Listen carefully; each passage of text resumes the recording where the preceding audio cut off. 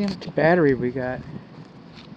Okay, this is the exterior. We're starting at the front portico. And when the wall comes down and is adjacent to the roof covering, right there, kick-out flashing should have been installed. We should have had kick-out flashing right there. We don't have rain gutters on this house. Our windows are double pane aluminum frame. This wood mulch underneath the drip lines, that's conducive to wood destroying insects. Where do termites live? In the ground. What do they eat? Dead wood. What's wood mulch? Dead wood on the ground next to your house. Huh. How about that? Now this is a nice little kitten. Alright? That's a magnolia tree. They smell really good. They're nice trees. Waxy leaves, very attractive. But this kitten's going to grow up to be a nasty old tomcat. A tree should not be placed closer than 25 feet to a slab foundation to allow for root growth to protect your foundation, to branches to protect, your walls and your roof. If these trees would have been placed out here with this tree, for example, it would have been a lot nicer. Now, I'm not sure. That's a crepe myrtle over there. I'm not sure what your homeowners association is going to say about it. It might not be an option for you, but just know that trees shouldn't be that close. That's what it is. Okay, this is a slab foundation, concrete slab foundation. These are caps for your sprinkler zones. You got some. These are called weep holes. Come over the windows too. Weep holes are important. All right, those are supposed to be there by design. Brick is a wonderful material. This house can burn down and you can still use the brick. It's virtually maintenance free unless you need to point it every once in a while or unless you paint it. And it's a very good insulator against heat, temperature, insulator against noise. But brick is also porous. That's the nature of the beast. It allows water in. These weep holes, most of the time you won't see anything coming out of them. It'll just be vapor. They're there by design. If you have an event, I've seen a couple, and I hope you don't, but if you have an event, water will come out of those. Those are weep holes. They're there for a reason. We want to keep the inside of our house dry and the outside of our house, this is where we want to direct the unnecessary, unwanted water. Coming along, we do not have rain gutters. Wooden fence in direct contact with the house, that's conducive to wood destroying insects by design. Everybody wants a fence. Your commode and your kitchen sink are conducive by design. Everybody wants sinks and commodes and bathtubs, and you shouldn't store wood next to the structure like this. This should be pulled out. That's a double pane vinyl frame. This is 2 and 3, the downstairs, upstairs condensing units. We got a whole video about that.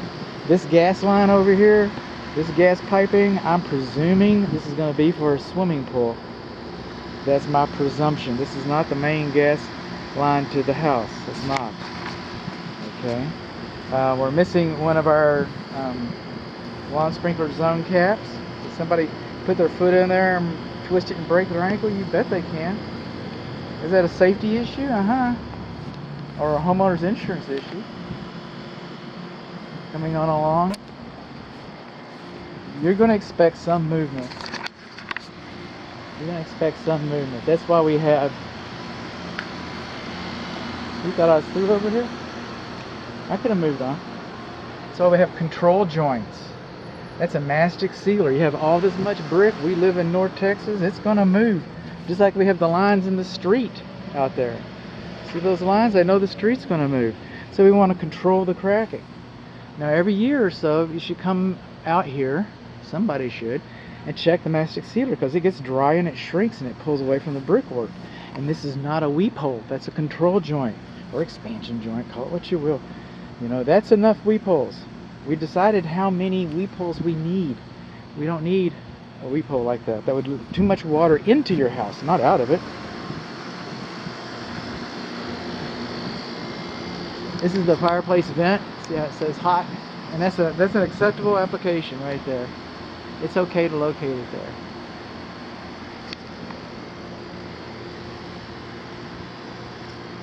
Alright, these corners, you're going to expect some cracking in the corners. If it's like V shapes right there, that's called shrinkage cracks.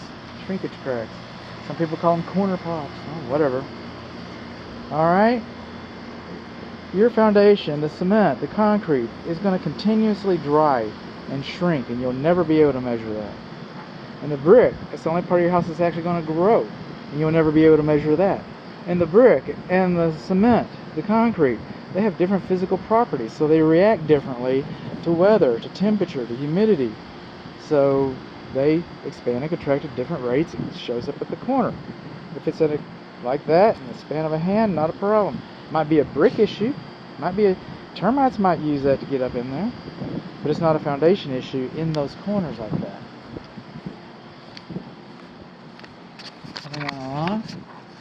Well, somebody's been here.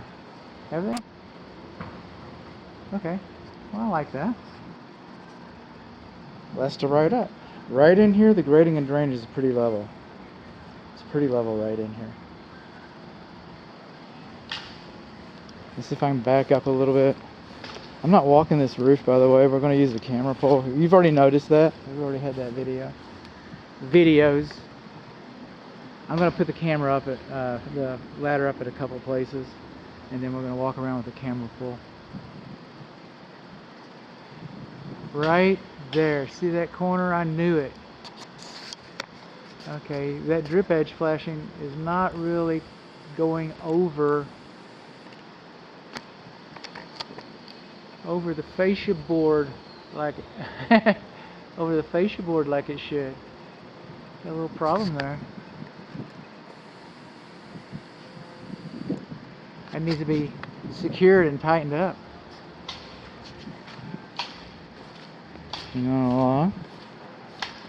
We've got a gas port on our patio. That's nice. I want to grill on my patio too. But just be aware that these are air intake vents into your attic. Alright, so if you got a grill sitting right here and you're grilling bacon and fish, and it goes up into your attic, you'll be known as the bacon fish family. People come over and they'll go like, what is that? I don't know. We got hot water in the backyard. That's kind of unique. I've only seen that very few times, and today's one of them. Today's one of those times. Not much in the way of movement, not much in the way of discussion, you know. I'm not really itemizing a lot of problems here.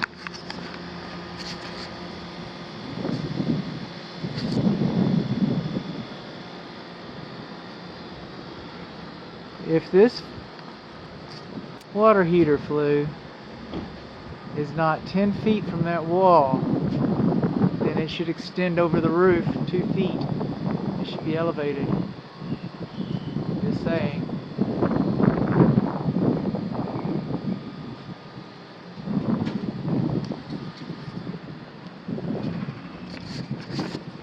Vents, more vents. One thing I can't determine, I cannot ascertain, and this trim board right here is broken, but these metal strips right here, these are called lintels, and they're supposed to extend 6 inches into the brickwork, and I cannot make that determination. I cannot see whether it does or it doesn't. The Brick Institute thinks that there should also be some flashing between the lintel and the brickwork. But then they go on in the same article, which is going to be in your inspection report, in the same article they said at a minimum there should be weep holes. So that's what this is. This is the minimum. They didn't put flashing up there. They chose to go the minimum route.